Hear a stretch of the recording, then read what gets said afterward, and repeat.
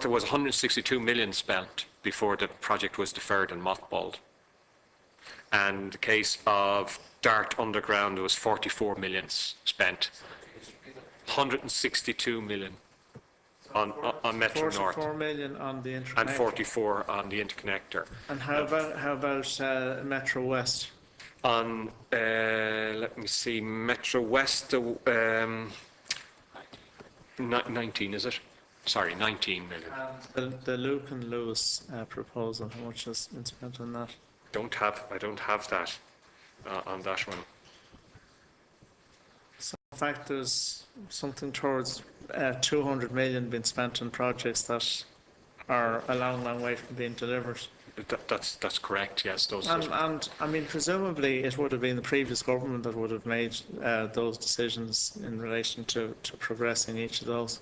Yeah, those projects were progressed on the basis of preliminary business cases of expected growth, economic growth, demographic growth, and passenger demand. Yeah. And also, I think key thing is in the case of the Dart Underground and the Metro North, of being able to use the public-private partnership mechanism, which would spread the cost over 20-year horizon of the project or 25-year horizon of the project, and on that basis they were being progressed. Now then, there's insufficient government funds to pay its portion of it, and the PPP markets are broadly closed for that scale of project, and for that reason the two projects were deferred.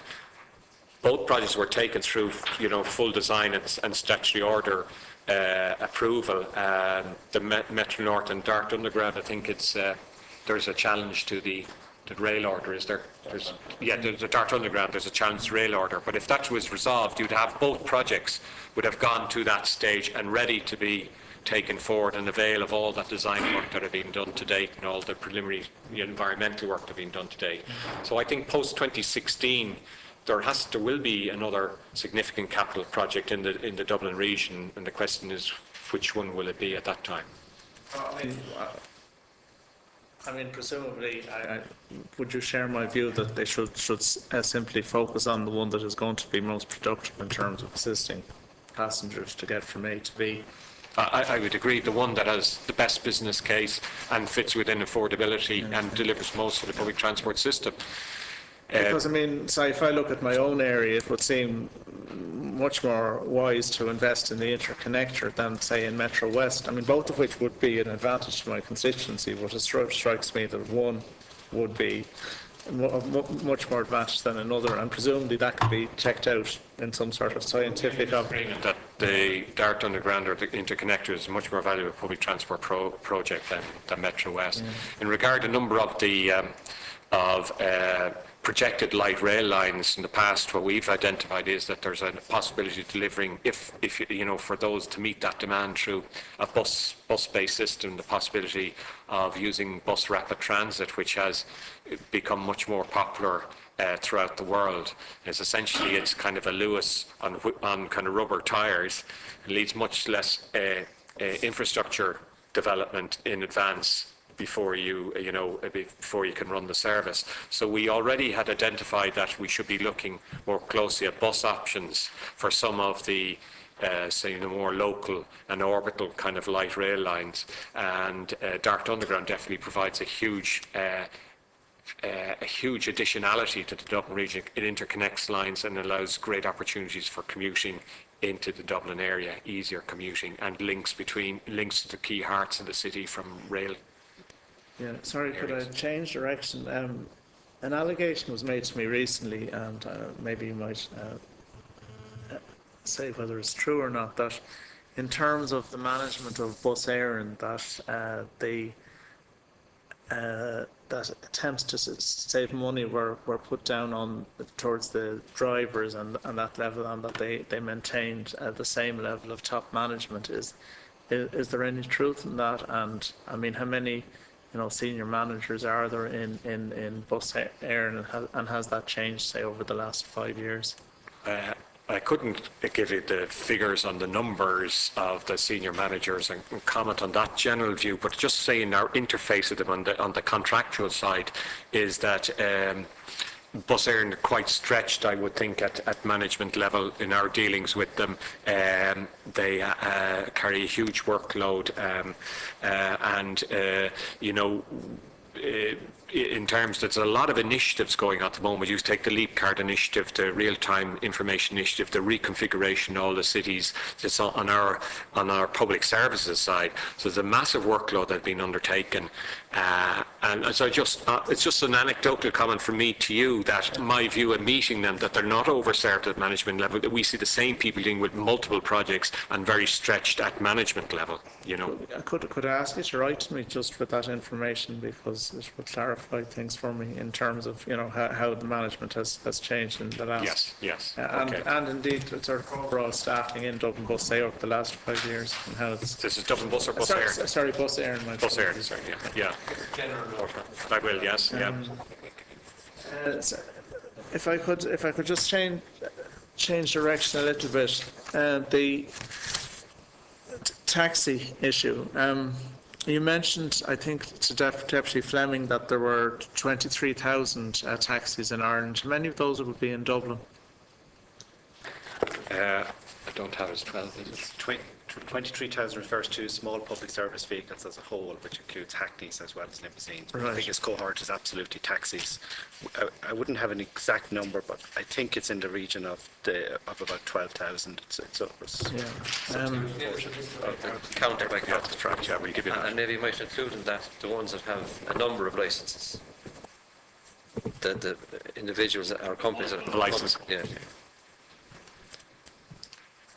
I suppose just two further questions. I mean, obviously, there was a terrible free-for-all in terms of taxis, in the sense that, it struck me that we went from one extreme to another, where it was extremely restrictive, the number of licence plates that were available, to a situation where there was a total free-for-all, and pretty well anybody could get a licence plate, or indeed, as Deputy McGuinness mentioned, multiple licence plates in some cases. Is there any evidence that the actual number of taxis on the road in Dublin is actually declining? Because to a degree, it would be useful if the numbers decline, because there are serious problems in terms of taxis trying to get onto ranks and so on. And I know that Deputy Murphy referred earlier to the racist question, which to some extent is probably sparked by the sort of economic pressure that people are trying that are under, who are trying to earn a living through driving a taxi. Yeah, there has been a significant drop in taxis. The peak was in June 2009. Since then, there's been a 15% drop in vehicle licences, and then a 28% drop in driver licences. People who have current driver licences appropriate for taxis. So there has been a significant, movement of people out of the industry. Yeah. Obviously, it's obviously welcome in the so long as we continue to have sufficient on the road, that's welcome. The last questions. Sorry, just 1 second. The last questions I'd like to ask are in relation to the whole subsidy issue. And as somebody who favours public transport, I absolutely agree that there should be subsidy, although I do think it should be combined with the situation where our transport companies are running as efficiently as possible, and that money, isn't wasted. But what percentage of Dublin buses revenue comes from subsidy?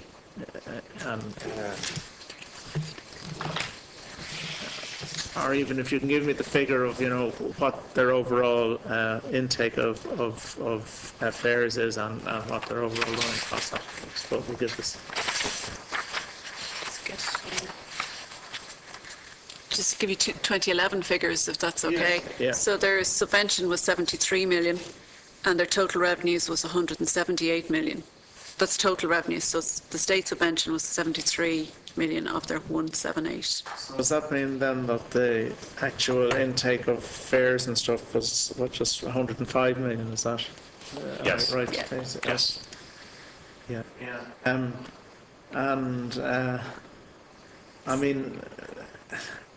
To what extent do you think there is a need for I mean, I suppose in present circumstances we're not going to get greater subsidy, but how would that compare maybe with a similar city abroad, or would you have any idea of, say, if you took a, say, city like Lisbon, for example, or similar city in terms of percentage that subsidy that those transport companies would get? We don't have a detailed kind of analysis of it, but there was some work done as part of the Deloitte report where they looked at different levels of subsidy, and it's kind of hard to compare them across different European cities. But generally, Dublin would be seen as one of the lower levels of subsidy compared to other cities. Generally, what they try and recover is 50% of their costs through fare revenues. But we actually recover about 65% of our costs through fare revenues. So that's the type of order that you'd be talking about. And I mean, my last question sort of relates. I mean, I understand that the financial state for the sort of CIE group of companies is very, very perilous. I mean, do you think? Can you make a comment on that, or? Well, I think that the problem is that besides they have operational deficits which are reducing, they have there's a cash flow problem within the group, and there's the issue of their loan facilities that they have, the 36 million that was put in 2012 was helped to manage that issue, and then they're working through their cost reduction program at the moment, and I understand then they're going to renew their loan facilities by the end of the year, and with their reduction in deficit, the voluntary severance program and new loan facilities in place, they will be then fine for going forward. They all have targets of reducing their operational deficits. By next year, Dublin Bus should be down to -2 million only, and Bus Éireann may be positive, but it'll take 4 or 5 years for Irish Rail to get back to a current year operational. Irish Rail is the one that's the most good. Yeah, it's Right, Mr. Murphy, just relative to a question asked by Deputy Dowles on the capital investment and the expenditure from day one on a number of these projects that are now parked. Can you give us a complete list and a complete cost to date, and possibly, if you can, indicate the loss to the state in terms of that spend? Some of it won't be lost, where maybe property purchase might be used again or whatever. But if you would be able to determine what is the likely loss to the state in each of the projects relative to the money that's been spent to date, and where the money will not be completely lost, you might indicate why you believe it won't be lost. Yes. If you could let us have that information in due course. Deputy Deasy. Thanks. Thanks, Deputy Dowles. Yeah, I think that's relevant. And I think that I was going to start by a variation of that. You mentioned the figure of 200 million for those projects that have been commenced around Dublin. Can you give me an idea per year how much we're spending on the rural transport system? Well, the rural transport initiative is about 9 million now. It's down this year. That I had. So 9 million euro. And I feel like I'm in some kind of an urban, rural thing going on in here. So I think people should bear that in mind. We're spending 9 million euro on a rural transport system. We spent 200 million on an urban transport project system that may never materialise. I think the chairman's point is very relevant. I think if anyone's listening to this, and all you have to do is take those two figures and you put everything in context. I have to say I'm reminded again of the debate, I suppose it was reported on recently, the reduction of blood alcohol levels, and what's been in the papers for the last few days. I always remember commentary from, we'll say, a public representative in an urban area in my constituency, and he's asked for comment with regard to those people who lived in rural areas and what they were going to do now that the blood alcohol level was being reduced. And he said, well, why can't they just take taxis? And I think that pretty much summed it up with regard to the lack of knowledge in some cases that exists when it comes to rural areas and transport links and the lack of them. With regard to, I got to go back to the carriages, and I'm not an expert in this, and I haven't done a great deal of digging with regard to the ins and outs of it. But I have to ask you, based on what was said here, firstly, Jacobs Engineering, who are they and why did the authority pick them to do this analysis? Well, we ran a procurement competition for capital advice on across kind of public transport infrastructure a number of years ago, and Jacobs Engineering won it. They're a major multinational, very, very, very big multinational, and they have the capacity to advise on, say, bus fleet, to light rail fleet, to rail fleet. So that's as part of that framework agreement, we commissioned them to do this piece of work for us. And I know you mentioned, and you get into a little bit, the issue of the storage of those carriages that cost 44 million.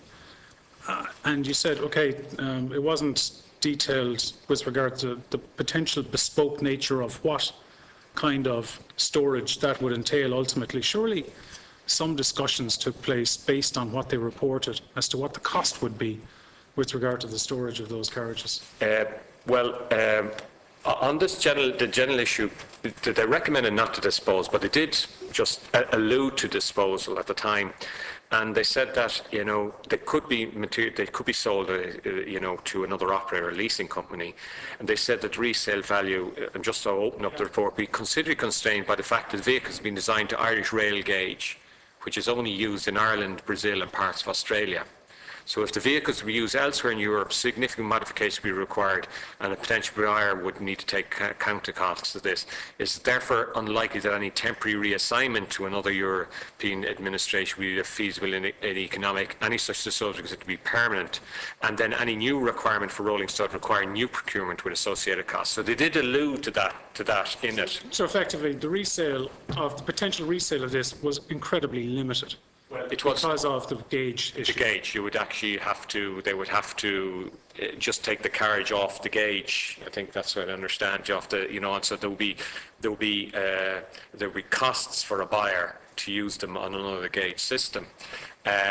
So they simply said consideration should be given to putting some of the fleet into long-term storage, not short-term storage, which is the rolling storage that they have, and therefore escape all maintenance and operation costs on these, because they're recycling them in and out, and evade those costs at such time as their use can be justified. The cost for preparing for fleet storage, a secure storage facility, and bringing them back is immediately considered in the business case. So that's the situation we're at the moment.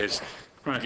Yeah. I just think that based on what you said, it was incomplete, and I think you need to complete that with regard to fleshing this out as far as the storage costs and the entire story involved in the consultants' kind of recommendations for the committee. I don't think there would be any harm. I agree. I don't disagree. Now, what I would say though is I can come back with answers. I mean, is there any particular storage cost associated now that's unique or whatever? But the strategy for the storage cost, and acting on what the consultants saying, would take a little bit more time. We'd have to scope out what might be the cost of a particular facility, what might be the cost of bringing them back. So I can come back with some initial stuff, but we'd also like to do a further work ourselves to find the right answer. Okay, that's fair enough. Look, I'm picking up on some of the points you made previously with regard to heavily used lines subsidising the not so heavily used lines. You said that you disadvantage people when you withdraw services. The specific example that you used was Rosslare Waterford. Now, we found out this week in Waterford that we're going to lose another 4 train services. You obviously do have a role with regard to this. I'd make the case, and you probably know this yourself, Waterford and the southeast region has an unemployment rate, it's touching 19% right now. It's the worst in the country. Waterford City in particular has rates of about 25%. What we've seen are rail services diminishing. Services being cut. Again this week, 4 services were announced by Irish Rail to be cut. The quote from Irish Rail in the case of the Waterford to Limerick Junction line was the lightest used line in the country. Fair enough. I'm not going to argue that. All right. 2 Dublin services were also cut. It did make mention of 2 issues, that the other services to Dublin were actually working quite well. The numbers were good. There is a policy issue here with regard to taking services continually from a city like Waterford. It has an effect. it has an effect on an economy, and it has an effect on the people who live in that city and the potential for that city. And I think that I'd like to get your comment with regard to a continual reduction in services in many respects when it comes to the city of Waterford in particular. Yes, I wouldn't disagree that, the continual chopping of public transport service for a major conurbation like Waterford, in the end, completely disadvantages it. The challenge that we face is, we've the short-term issue of the costs and just, keeping services, generally keeping the companies able to run services. And then what do we want to do for Waterford? Okay.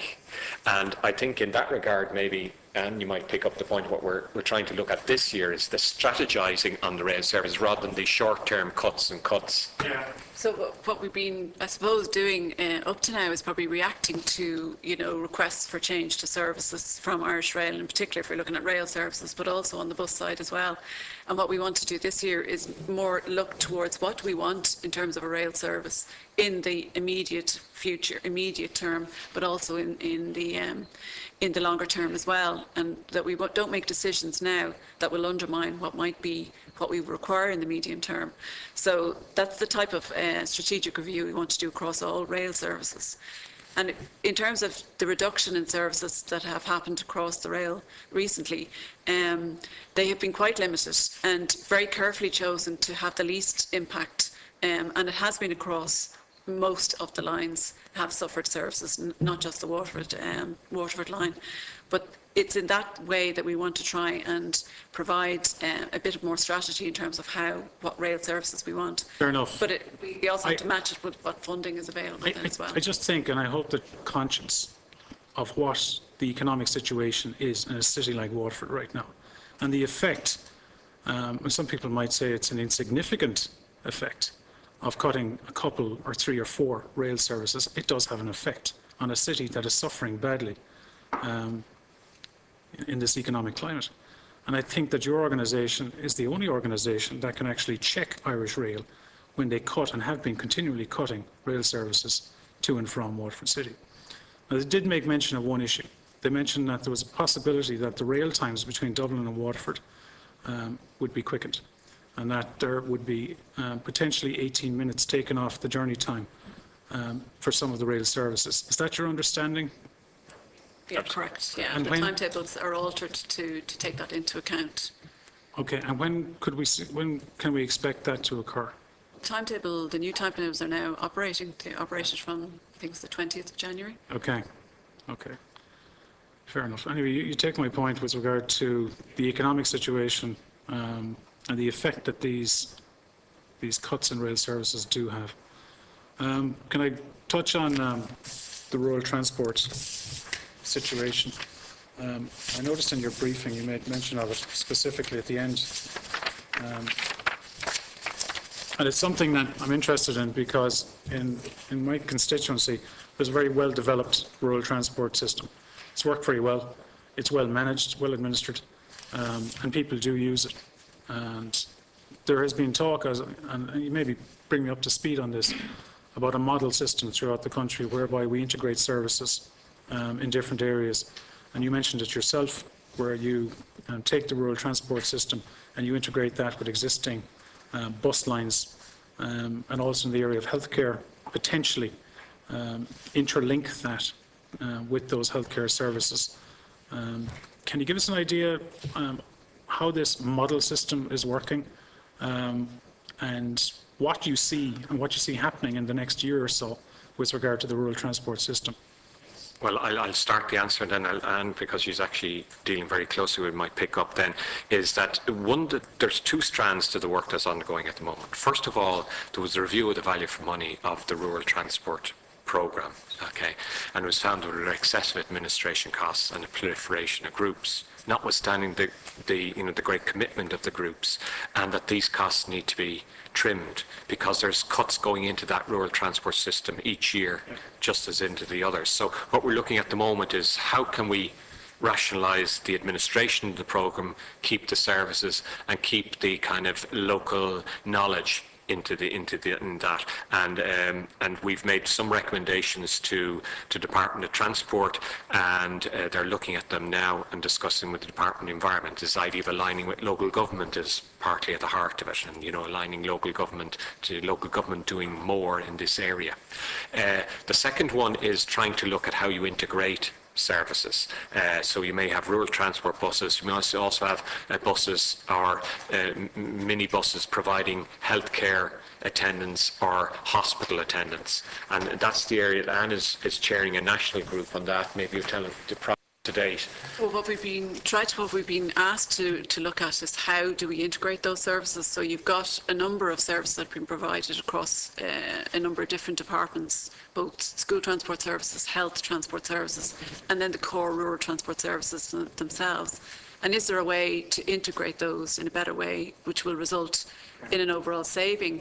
But then the possibility then of extending those services, because if you can accrue savings, you might be able to expand those services. So we've been just looking initially at what are the barriers to the integrating services, and now we're trying to work through those barriers to actually see where we can actually try out the scheduling of services so that they could do a school transport service early in the morning, possibly do a health-related service later in the morning, and do a rural, type of thing. I get the concept. I guess we've been talking about this where I'm from for a long time. I'm just wondering where you're at, because we have spoken about this for years, right? Integrating school, healthcare, and your regular rural transport service. And my understanding was there were some counties were going to be picked as models to begin this process. Is that the case? Well, the idea is not just to pick counties as such, but to pick particular areas. Yeah. Okay. What we'd like to try and do is look at the interface between the rural transport services and school transport services initially. And there are issues around doing that because you've got two separate providers and funders of those services. So there are issues about how you try to combine the procurement of those and ones that will operate that actually make sense in rural area. Where are we with this? Well, we're actually trying to locate schools in rural areas that we're trying to make the value of a return trip of a school transport trip, and it's getting very into a lot of detail. But if there's a rural school that has a school bus, the return journey from that rural school could be used as a more general kind of transport service. And again, I get the concept. And we're, you know what I mean? we're working through the procurement issues about how we would actually achieve that by jointly procuring that service. So while it's technically feasible to do, we've got to have to work out what the issues are from a legal and a procurement point of view. But we're working through those. From your point, Deputy, what you'll see in 2013 is some piloting of how to do that. You won't see it across the whole country. You'll see a number of pilots, see how is it working, what is the response from the market, can we tap in at a low cost into additional services, whatever, because we also have to run within a pot, but it has to run in parallel with administrative status in a change programme. So we'll see a change programme, rural transport programme, probably by the end of 2013, but there'll only be piloting of this other aspect, which is better Imagine the integration. kind of issues that you're talking about. All right, I worked, or I was a councillor. Okay, I mean, I'm around long enough to understand the difficulties that might arise in that kind of a situation. In the case of Waterford, is it going to be part of this pilot? Well, we have, if we can find a school that's located, particularly on the school transport service, if we can find one that suits that kind of criteria, yes, we will try and pilot it. Certainly within the southeast regional area. I think we looked at an area around New Ross, actually, where there might be a school or a situation that would suit. It's definitely in the southeast regional area. There certainly would be some pilots of that type of system. Fair enough. Last question. Smarter travel. My hometown of Dungarvan. I know this is kind of constituency. I know. Anyway, it just so happens there, the lightning rod issues where I'm from. 7 million euro is going into Dungarvan over 5 years. It's working really well. Very positive. People, I think, as petrol gets more expensive, they're taking to this entire program. One issue that has arisen, and it's not a huge thing, but a ratio of, we'll say that 7 million is 6 to 1, the infrastructure versus, we'll say, the marketing of this. And some people have raised questions, well, really, do we need to spend that much on the indoctrination of, we'll say, people into this system? There is a view that we don't. Frankly, the town council, in our case, probably do that itself.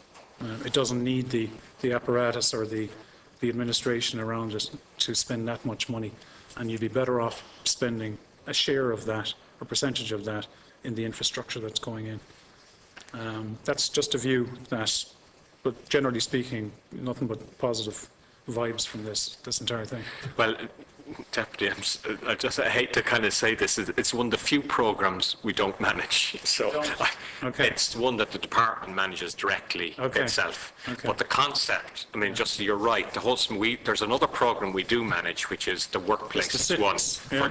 for the big businesses okay. and the schools. Yeah. We manage those two, and they are enormously effective for very little cost. The amount of kind of buy-in you can get to people who change their travel patterns, or pool cars, or cycle, or walk, or do things like that. It's enormously effective. So I don't want to comment on the Dungarvan one. Fine. It's a direct department program.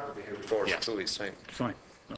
The main point was the policy issue with regard to the economic situation that a city like Waterford finds itself in right now, and the impact that does have, the cutting of rail services, and I don't believe that Irish Rail take that into account. And the overall effect that it has on a city that is suffering in some cases, I would just guess 25% unemployment right now. Yeah. It's very significant. We've seen things leave the city, jobs, services over the last 10 years in alarming numbers. I think it needs to be borne or taken into account by your organisation. That reality, like a city of Waterford finds itself in right now. Yes. Well, I'm pleased to say that there's a grant program that we do for kind of the traffic management of Waterford, and the improvement of the quays, the real-time information is going in there, and we have a 5-year plan with the local authorities there, a structured plan for the investment that we put in. But that's a bigger issue. You're saying it is a big issue, is the rail services. Okay. Yeah. It's a real issue. When I pick up the local newspapers this week and I hear about more train services being cut and their justification for doing it, in some cases I might say fine, but it does have a long-term effect, and that has to be taken into consideration. All right, thanks. Thank you. Just to conclude the meeting, Mr. Murphy, just to be clear, you're going to give us a comprehensive note in relation to these carriage 21 unused carriages. Would you ensure that we get the note right from the beginning in terms of Jacobs Engineering, the procurement process itself, how we arrived at this? The particular points raised by members were the operation costs in terms of the carriages, the maintenance in particular. I think the stories need to be clarified. I've pictures in my head of a train setting out from Kilkenny and someone decides to throw 2 of these carriages on just to give them a run out. I don't think that's what you mean, but if you were to explain just exactly what is meant by all of this, and then whether or not they can be leased on to other operators. I know you said about the gauge, but is there who has examined the options and what is happening there? And secondly, would you let us have a note on the 91.58 million to be drawn down by local authorities and delivery agents? It's note number 20 on the financial commitments. 20. You might let us have an outline of that. I don't want to pursue it now because it's late in the day, but it's just something that if it's there for local authorities and other agencies, what is it for, who has applied to it, how do you apply to it, and so on. And I'm going to come back to you in writing in relation to the private bus operators. I have some questions in relation to that, which I'll pursue in writing. I propose to members now that we would maybe not sign off on the 2011 annual accounts of the authority until such time as we meet with the department, which is in 2 weeks' time. I think we can tie it all in together when we meet the officials from the department. So the meeting now stands adjourned until next Thursday at 10 o'clock. Thank you very much for coming out.